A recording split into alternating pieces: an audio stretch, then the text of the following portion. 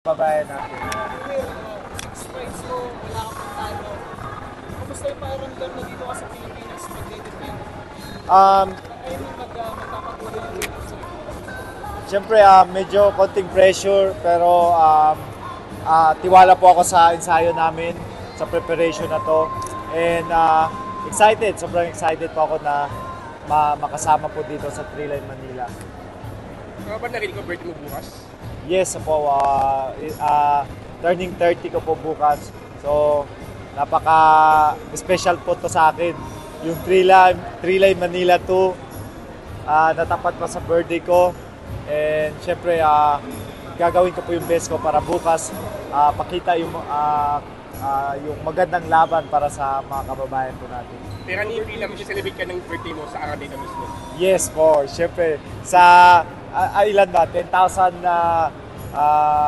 Pilipino, sa harap ng mga Pilipino. So, sobrang special po para sa akin. Birthday wish. Birthday wish. Syempre po, and the new WBC International title champion. Let's go!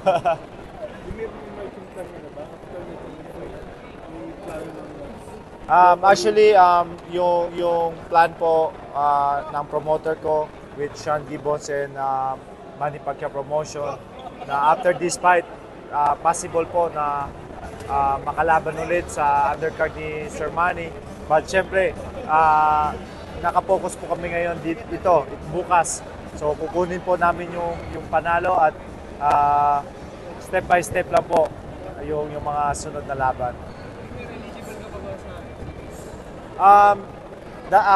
Siyempre po, always ko sinasabi ko yon sa mga nagtatanong po sa akin at lalong-lalo na po sa Amateur Boxing Alliance of the Philippines na kung bakante po ako, wala po akong fight schedule sa professional and bigyan po ako ng pagkakataon na lumaban ulit sa SEA Games, Asian Games at lalong-lalo na sa Olympics.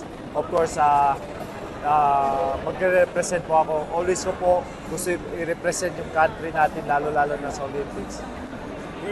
Going mo sa pro boxing since you're fighting for the secondary championship, inisip na ba yung world title? Sa ngayon, hindi pa kasi alam ko marami pang nadaanan, marami pang nakabang. So, itong laban ko ngayon, ito yung sinasabi nila test fight ko. So, titingnan po natin bukas. Jimmy, bukas mo pala ako mo, medyo knockout puncher. So ito, mataas yung knockout percentage mo. Hindi ba sa tingin mo magiging mga resulta nila? Nag-usap kami doon kanina sa face-off at pagkatapos ng baseball. Sabi niya, gera. So it means it's a war. So sa tingin ko, bagsakan po ito bukas. So yun yung hinamon niya sa akin, gera. At yun din yung bibigay ko. So magandang Bakbakan na kayo nito. malalaman po natin yan bukas. So ayan, kaya inimbitahan ko po yung lahat ng mga Pilipino na manood po kayo sa laban. Lalaban si Marlon Tapales, Carl Martinez, at lalo na yung main event natin. So ayan, sana po magkita-kita po tayo bukas. Thank you so much po. Salamat po. Mir, last, medyo intense yung ano mo stare down nyo kanina. Sino unang kumarap? Hindi ko alam po. Pero yun talaga sinabi niya, gera? Yes po. Gera. Yes So po. anong response mo doon? Sabi ko, yes. It's gonna be war.